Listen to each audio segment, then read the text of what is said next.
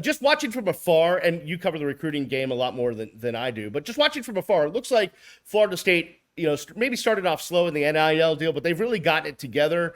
And like everything else in college football, like it used to be, it is once again an arms race where, these kids are going to go where they feel the most love, and Florida State's giving a lot of love right now. Yeah, they've got their act together. They're giving a lot of love. You look at what they did last cycle, grabbing Edwin Joseph from Chaminade Madonna and also Conrad Hussey from St. Thomas Aquinas. Now, these are two really elite defender types that really could have come in and given the same thing that a Damari Brown is given for the University of Miami.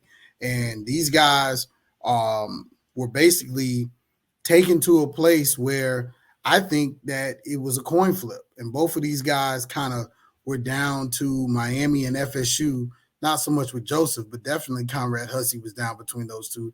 And at the end of the day, you're going to start seeing the Canes and the Noles matched up one-on-one, with these recruitments. Like this is going to begin to be a thing.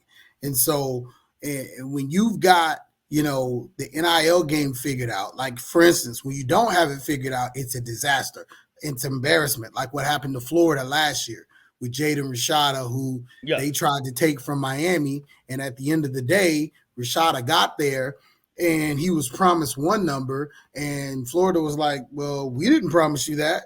Well, this is the number that we're saying, oh, we didn't come here for this because we could have got this and gone and played in Miami, but we were coming here for this number. And that's why the kid is playing at Arizona State.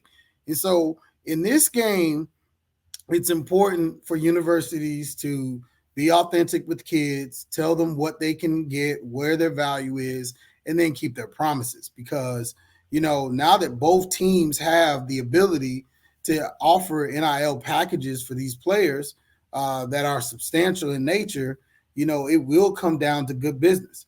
And so at the end of the day, everybody's got to do what they say they're going to do. There's, a big recruiting class that went to Texas A&M a few years ago. A lot of promises made. A lot of that recruiting class is no longer there. Why? Because there were promises that were not kept.